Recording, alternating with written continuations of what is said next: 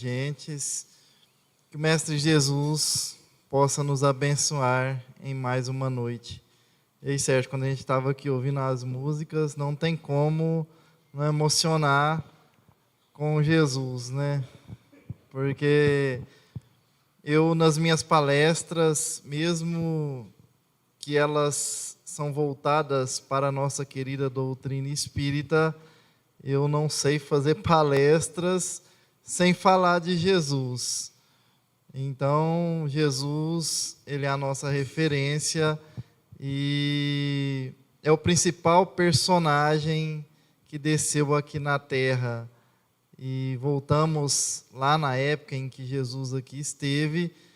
Eu falarei um pouquinho sobre as leis morais. Eu até comentei sobre elas, acho que numa palestra que fiz aqui. Mas como são várias leis morais, esse assunto seria para 2, 3 horas, seria um seminário. A gente volta porque Jesus, ele foi quem compreendeu, ele foi quem absorveu essas leis morais do Criador. E Jesus convida 3 dos seus apóstolos, que era Pedro, filho de Jonas, João, Tiago, seu irmão, filho de Zebedeu, e Jesus leva eles para o Monte Tabor. E ali Jesus começa a orar e acontece a transfiguração do Cristo. O seu rosto, ele ilumina, as suas vestes ilumina também, e ali é como se ele irradiasse como o sol ao amanhecer. Jesus, ele conversa com Elias e Moisés, e ali uma nuvem cobre Jesus e eles, e os seus apóstolos, eles sentem receio, sentem medo, e eles ajoelham, e uma voz misteriosa diz: "Esse é o meu filho, cumpra o que ele fala." E até Pedro se oferece a Jesus para que, se quisesse, ele faria 3 cabanas para que os 3 ficassem, porque Pedro queria que os 3 ficassem ali. E Jesus desce daquele instante e conversa com os apóstolos, diz a eles, para eles não temerem, que aquilo ali era uma manifestação dos céus, de Deus o Pai. Eles caminham de volta e eles encontram com um homem. Esse homem, ele tinha um filho. Esse filho era lunático, tinha problemas, e esse homem ajoelha para Jesus e diz: "Mestre, cura o meu filho, que ora cai no fogo, ora cai na água." E eu levei até os seus apóstolos e eles não puderam curá-lo. Jesus diz a seguinte frase: "Ó geração incrédula, até quando hei de estar convosco? Trazei-me-o cá." E os apóstolos levam o rapaz. Jesus ali expulsa o demônio e o rapaz fica curado.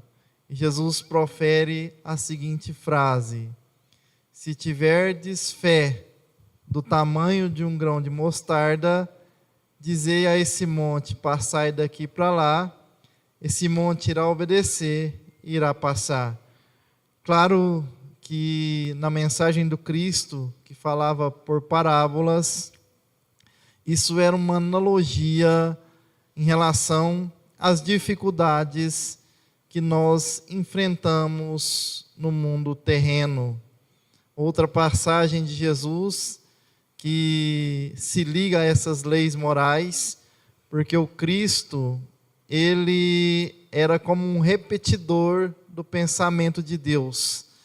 E ele fazia isso porque ele sabia canalizar a energia do Criador. E Jesus está ali no Monte Sião, lá onde tem o templo de Salomão, que veio por muito tempo, e ele conversa com os seus apóstolos novamente, e os apóstolos dizem: "Veja, mestre, que templo lindo." E Jesus diz: "Em verdade vos digo, que não ficará pedra sobre pedra, Chegará um tempo em que filho levantará contra pai, pai contra filho, irmão com irmão. Nós teremos guerras, rumores de guerras, e será um tempo muito sofrido. Mas aquele que perseverar, ele será salvo. E conforme nos narra o Espírito de Árago, na última parte da Gênese de Kardec, eis chegados os tempos. E nós chegamos nesse momento em que atravessamos uma turbulência planetária, onde nós estamos todos vulneráveis a inúmeras situações difíceis, onde a psicosfera da Terra densa se encontra em uma vibração não muito elevada, mas o próprio Emmanuel, ele diz que acima de tudo existe Deus, nosso Pai. E no comando dessa nau que se chama o planeta Terra, nós temos o comandante que se chama Mestre Jesus. E uma das principais leis de Deus, se não a principal de todas, se chama lei do amor. O amor que cobre a multidão dos pecados. O amor que está de uma extremidade à outra do universo.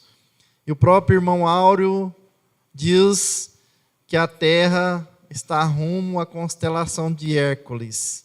E quando lá nós chegarmos, nós não iluminaremos a Terra mais, ela não será iluminada pelo Sol.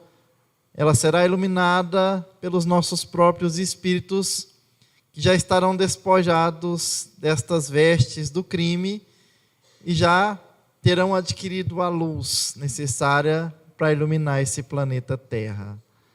Mas onde que entra essas leis morais do Criador? Na terceira parte do Livro dos Espíritos, Kardec, ele cita 10, 12, 13 leis morais. O Evangelho segundo o Espiritismo, ele é uma enciclopédia de lei moral. Desde o prefácio até o seu último capítulo, ali está estabelecido todos os ensinamentos que nós precisamos e necessitamos no nosso dia a dia. Se seguirmos esse Evangelho, porque ele é a bússola luminosa que nos direciona na caminhada, no turbilhão da vida terrena. Nós estaremos em sintonia com essas leis do Criador. A pergunta 614 do Livro dos Espíritos, que Kardec diz: o que significa a lei natural de Deus? E os Espíritos respondem: a lei natural é aquela que guia todos os homens no caminho certo. Ele quis dizer, o Espírito, mais ou menos assim, que todos nós nascemos para sermos felizes. Quando nós enxergamos com o olhar do Espírito e nós ouvimos com os ouvidos da alma. E nós só chegamos à situação de seres infelizes quando nós afastamos dessa lei geral do Criador. Na 615, ele pergunta: a lei geral é imutável? E os Espíritos respondem: imutável da mesma forma que o Criador. É eterna como o Criador. Então Deus, ele estabeleceu leis nesse universo. O universo, ele é a casa do Pai. É onde nós nos encontramos, onde nós moramos. Momentaneamente, estamos encarnados num mundo de provas e expiações. E nós temos inúmeros exemplos, nós temos inúmeros ensinamentos, começando pelo Antigo Testamento, onde os profetas e Moisés nos trouxeram o ensinamento da justiça que faz parte dessas leis morais. O terreno foi preparado e quando a humanidade já estava mais avançada um pouquinho, nós recebemos a visita daquele que é o diretor e governador desse planeta. O próprio Mestre Jesus, ele deixa o seu trono no mundo espiritual para descer aqui e conviver com todos nós. E deixar o principal ensinamento, que é o ensinamento do amor. O amor, trazido por Jesus, possui alguns pilares.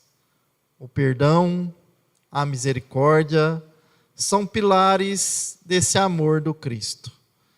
E para nós absorvermos esse amor resplandecente, é preciso nós eliminarmos dos nossos corações sentimentos negativos.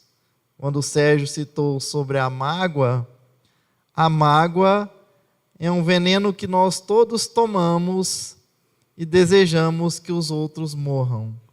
E, na verdade, quem está sendo prejudicado somos todos nós. E os ensinamentos do Cristo, eles vêm profundamente combater todos esses vícios morais que nós temos no fundo do nosso coração. Porque o próprio Jesus disse que a semente do cristianismo, ela se encontra lá no íntimo, no tabernáculo do nosso espírito, que seria esse coração. Mas para essa semente, ela crescer, ela florescer, ela dar frutos, é preciso que nós preparemos o terreno. Senão essa árvore, ela não dará os frutos de amor, de bondade e de misericórdia, como ensina o próprio Jesus. Naquela passagem em que Jesus olha para a figueira, que ele voltava de Betânia, ali Jesus sente fome, e ali ele olha para aquela figueira que não tinha frutos, e ele diz a seguinte frase: ninguém nunca mais coma frutos de ti. E ali ele mostrava, em um ensinamento pedagógico, os homens e mulheres da caminhada que não produzem os frutos do amor, da esperança, da bondade, da indulgência. São árvores estéreis que se encontram na caminhada terrena. O Emmanuel diz que são irmãos que ainda estão adormecidos para as verdades divinas, que vivem o mundo da matéria. E quando nós não acordamos para essa realidade, nós vamos protelando a nossa caminhada evolutiva. Muitas vezes estagnamos aqui no campo terreno. E as leis morais, elas vêm principalmente para despertar o nosso espírito. Então, a lei geral, lei do amor. Algumas leis específicas, lei da adoração. O que seria lei da adoração?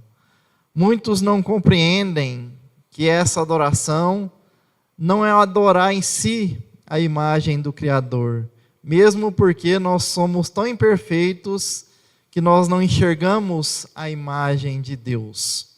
Mas todos nós carregamos a centelha divina no fundo dos nossos corações. É a semente do Cristo. A lei da adoração seria nós entrarmos em conexão com a divindade, entrarmos em conexão com Deus, nosso Pai. E nós entramos em conexão com Deus através de um recurso poderoso que todos nós temos, que se chama oração. Como dizia Leon Denis, a oração é a vereda que rasga os caminhos dos céus, nos eleva até os benfeitores espirituais e trazem os benfeitores espirituais até nós, aqui no mundo terreno. Então é através da oração bem proferida que nós adoramos o Criador. Mas da mesma forma que dizia Madre Teresa de Calcutá, a oração ela não deve ser de palavras repetidas maquinalmente falando, mas tem que ser através dos nossos próprios sentimentos, sentimentos puros, porque conversamos com Deus se o nosso coração estiver puro. Se ele estiver cheio de impurezas, as nossas preces, elas não ultrapassam nem o alto da nossa cabeça. Por isso que Jesus ensina, em mais um grande ensinamento, nós trancarmos no nosso quarto, e se nós tivermos algo contra nosso irmão, nós pedirmos perdão para o nosso irmão, e ali a nossa prece ela será ouvida. Claro que Jesus quis dizer, nós trancarmos no nosso mundo íntimo, nós verificarmos o que realmente de errado se encontra dentro desse coração.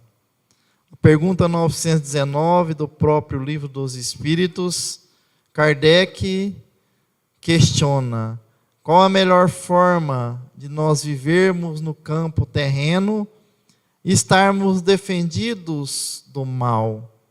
E Santo Agostinho, que é um dos grandes espíritos da codificação, ele traz a seguinte resposta. Já dizia um grande sábio da antiguidade: conhece-te a ti mesmo. Sócrates, um dos grandes filósofos, deixou essa frase no oráculo de Delfos. E Sócrates já previa e sabia que Jesus viria. E somente quando nós fazemos isso, é que nós nos reformamos intimamente falando. Essa é a reforma íntima que a nossa querida doutrina, ela sempre nos prega. Nós melhorarmos a nós mesmos. Nós combatermos os inimigos que existem dentro de nós. Certa feita, disseram para um sábio que ele amasse os seus inimigos, e ele disse a seguinte frase: então eu amei a mim mesmo, porque o maior inimigo sou eu. Jesus, quando caminhava junto com Pedro, Jesus relatou a Pedro sobre o inimigo da vaidade, o inimigo do egoísmo, o inimigo do coração duro, o inimigo da indiferença, o inimigo da intolerância que Pedro carregava dentro de si. Porque Pedro, ele era explosivo, e ele disse a Jesus que queria conhecer os inimigos que ele combateria a todos. E Jesus diz a ele: Pedro, a experiência é o melhor professor. Através dela nós conhecemos os nossos maiores inimigos. E Pedro diz a Jesus: mestre, mas a experiência demora muito. E o mestre diz: Pedro, quando nós olhamos com o olhar do Espírito e abrimos o ouvido da alma, em apenas 1 hora nós reconhecemos vários dos nossos inimigos. E nessa caminhada de Jerusalém para Cafarnaum, várias situações se apresentam e Jesus mostra a Pedro que os inimigos estavam dentro dele. Então as leis morais, elas vêm para nos ensinar a nós trabalharmos, a nós evoluirmos o nosso espírito. Dentro dessas leis morais, nós temos a lei de reprodução. Se não fosse a lei de reprodução, aqui nós não estaríamos nesse momento. Então Deus, ele é a favor da reprodução. O problema nosso é que com essa imperfeição que nós temos, nós distorcemos a energia sexual, que é uma energia sagrada, é uma energia benéfica. Quando nós distorcemos, nós infringimos essas leis do Criador. Porque Deus, ele criou o homem e a mulher já para entrar nessa lei da reprodução. Temos a lei de igualdade. A lei de igualdade é aquela em que a própria doutrina nos ensina que todos nós devemos olhar para os outros com um olhar de irmão. Que ninguém de nós somos melhores. Uns pensam que os patrimônios da terra pertencem à humanidade, mas os patrimônios da terra, eles não pertencem aos homens. Eles pertencem às forças dos céus, que os distribui conforme Deus entende que nós ajudaremos e auxiliaremos uns aos outros. Então é preciso entender que todos nós, independente de posição social, independente de recurso financeiro, independente de onde nós nos encontramos, nós somos todos iguais. Entramos nessa lei moral da igualdade. Temos a lei do trabalho, que entra dentro dessas leis morais. Graças a Deus, o trabalho é dignificante, porque é o trabalho quem nos conduz na caminhada terrena e faz uma higienização mental em todos nós. É através do trabalho que a humanidade ela prossegue a sua caminhada. Temos a lei da sociedade. É preciso nós vivermos em sociedade, até mesmo para nós fazermos a caridade. Não temos como fazer a caridade se nós vivermos no mundo da indiferença. Porque nesse mundo de provas e expiações, nós caminhamos ao lado do sofrimento, da lágrima, da doença. Nós caminhamos ao lado de inúmeros irmãos nossos que estão em condições muito mais difíceis do que as nossas. Então, por isso, é preciso entender que ao norte, ao sul, ao leste, ao oeste do nosso espírito, num mundo de provas e expiações, caminhamos ao lado de pessoas que são necessitadas. E muitas vezes nós achamos que a caridade que devemos fazer é a caridade somente material. E muitos são necessitados muito mais de luz do que de pão. Dar água ao sedento, pão ao faminto, ensinamento ao ignorante, luz a quem está na escuridão, são tipos de caridade que todos nós podemos fornecer. E isso se encontra dentro dessas leis morais. Temos a lei do progresso. A Terra, por si só, viajando na Via Láctea, ela evolui. E precisamos evoluirmos juntamente com a Terra. Porque se estamos passando de um mundo de provas e expiações para um mundo de regeneração, se não trabalharmos o nosso espírito, nós não teremos merecimento de continuar habitando aqui o planeta Terra. Porque ele, por si, ele evolui. E a gente tem que entender que temos que obedecer essas leis do Criador. Aqueles que desobedeceram à lei do Criador, que foram os nossos irmãos capelinos, que foram transportados para cá, é porque lá o mundo já passava para a regeneração e eles não concordavam em seguir essas leis morais. E aí eles são trazidos aqui para o campo terreno da terra, onde todos nós, ainda espíritos iniciantes, precisávamos dos seus ensinamentos. Então eles trouxeram novas tecnologias, eles trouxeram para a gente o ensinamento da circunferência de 360 graus, da hora de 60 minutos, do minuto de 60 segundos. Tudo isso veio lá de Capela, porque aqueles irmãos não concordavam com as leis morais. E aí eles vieram para cá, onde era um mundo muito mais primitivo, e eles sentiam uma saudade imensa de voltar ao seu mundo natal, ao seu mundo de origem.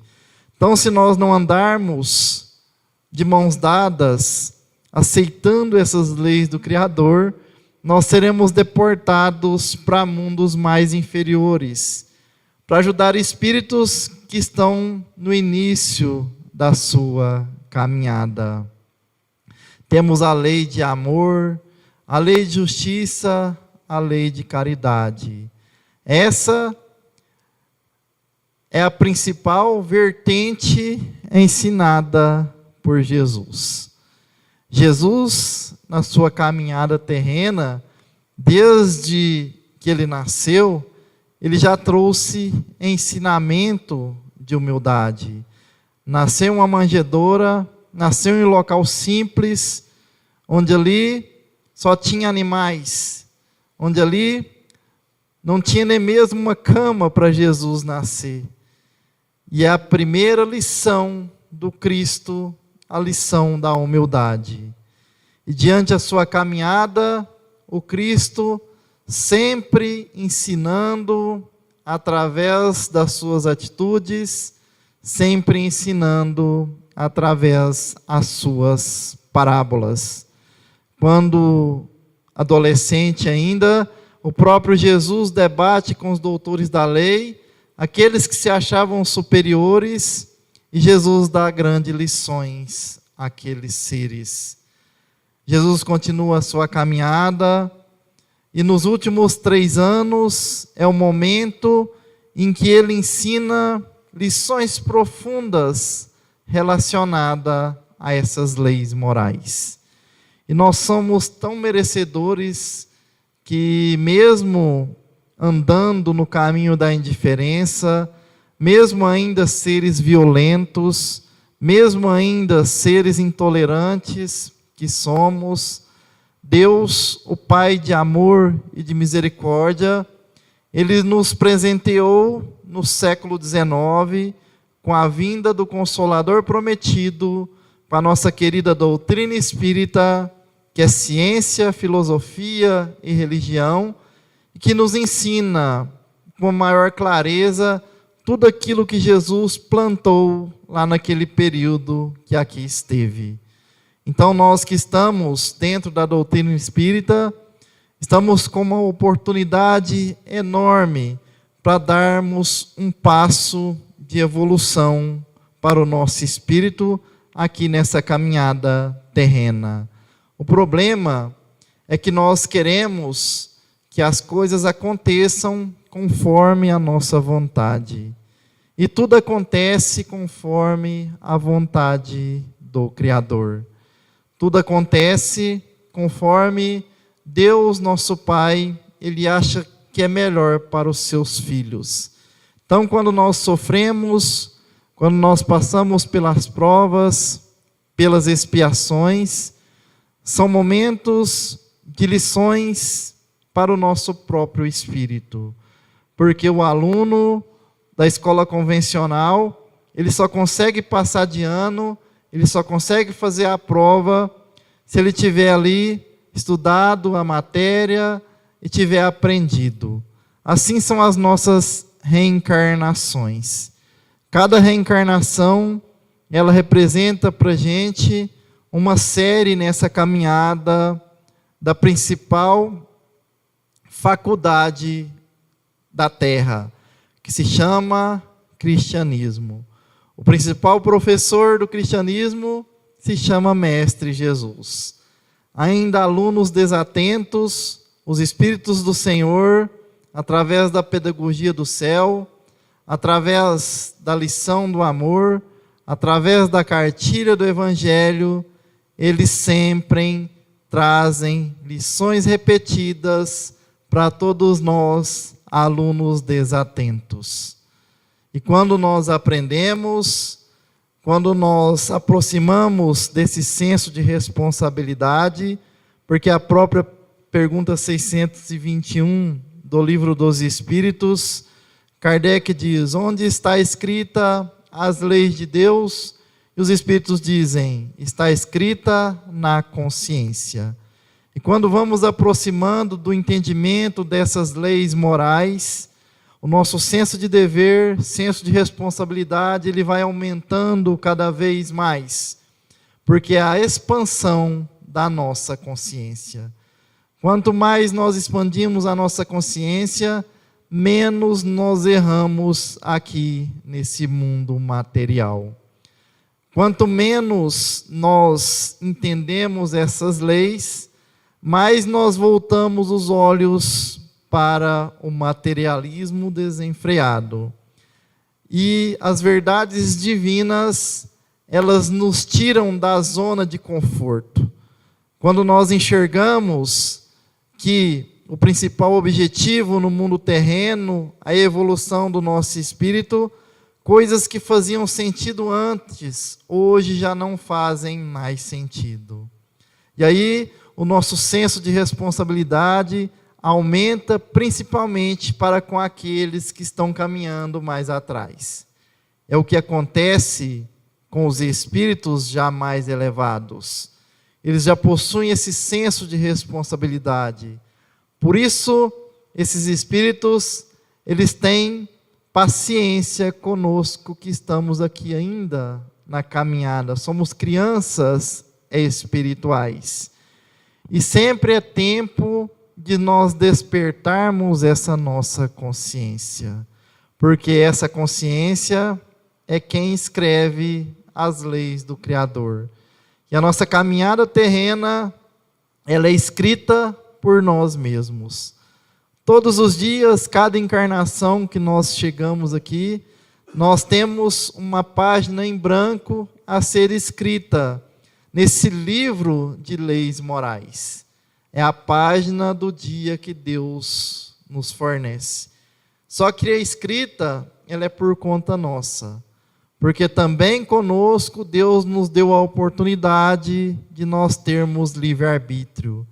E a projeção da futura encarnação somos nós mesmos que fazemos. Não é o Criador que faz a projeção da nossa próxima encarnação. Somos nós mesmos que fazemos essa projeção através das nossas atitudes, através das nossas ações que nós temos com os irmãos de caminhada. Eu me lembro de uma mensagem do Evangelho também, que o mundo material, ele não tem potência para nos fornecer a paz de espírito que nós tanto buscamos. O mundo material, ele é impotente para isso, porque quando nós retornamos ao plano espiritual, o que vale é aquilo que nós plantamos de bom. Porque a própria rainha da França, ela diz assim: rainha eu fui e rainha eu pensei ser. E que desilusão a minha, quando eu cheguei no mundo espiritual, encontrei acima de mim muitos daqueles pequeninos que eu achava que era inferior no mundo terreno. No mundo espiritual, o que vale é as nossas atitudes, são os sentimentos que nós levamos. Por isso Jesus disse a Pilatos que o reino dele não era deste mundo, que o reino dele é do mundo espiritual. É lá que se encontra a verdadeira vida do nosso espírito. Essa caminhada nossa aqui, ela é passageira. Estamos em um momento que é menos que 1/1000 de segundo no relógio divino. 100 anos que seja de uma encarnação para o nosso espírito, eles são muito poucos diante da eternidade. Por isso que é preciso nós termos esse senso de responsabilidade, porque 1 segundo de vacilo nosso, somente 1 segundo pode projetar inúmeras reencarnações sofridas para todos nós. Isso acontece na nossa pele, no diante do nosso dia a dia, quando nós passamos por dificuldades e provações, é plantio nosso de outras épocas anteriores. Por isso que essas leis morais, elas vêm nos ensinar como nós devemos caminhar no mundo terreno. E aqueles que já possuem as estrelas do amor, da sabedoria, da esperança no coração, eles não devem menosprezar aqueles que passam pelo nevoeiro da dificuldade, da ignorância, da intolerância. Por isso que Jesus ele tinha paciência com todos aqueles irmãos que caminhavam junto dele. E até o momento da sua crucificação, Jesus ele teve misericórdia daqueles seres humanos, porque com a sua clarividência, ele enxergava o fundo do coração daquelas pessoas que ainda eram seres ignorantes, dominados pelas sombras do mundo espiritual. Imagina o quanto Jesus enxergou as sombras naquele momento em que era pedido a sua crucificação, em que os fariseus levaram ele para ser crucificado naquela cruz. Então Jesus, ele é o sol que brilha para todos nós. A própria pergunta 625, que está entre essas das leis morais, Kardec pergunta: qual modelo e guia a ser seguido na humanidade? Os espíritos respondem categoricamente, são peremptórios, dizendo: o modelo e guia da humanidade se chama Jesus. Porque ele é modelo, porque ele ensina as atitudes que temos que ter. Ele nos ensinou quando aqui veio encarnado. Ele é guia, porque ele direciona o caminho para nós não nos perdermos no turbilhão do campo terreno. Aqui, na terra, é como se nós estivéssemos do lado de uma margem de um rio e atravessando para a margem do outro rio, da margem do outro lado do rio. A margem de cá é o momento em que nós estamos aqui encarnados. E estamos no turbilhão das dificuldades, das provações, dos momentos difíceis, que é esse rio de problemas que se chama planeta Terra. E se nós não tivermos uma bússola, um direcionamento, nós nos perdemos diante desse rio de problemas. Nós nos refugiamos nos vícios físicos, nos vícios morais. E o guia e modelo a seguir, que nos direciona para outra margem do rio, se chama Mestre Jesus.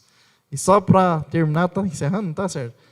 Finalizar, eu gostaria só de contar uma história, talvez vocês já sabem dessa história, mas refere-se a Jesus, né, como o comandante dessa nave chamada Terra.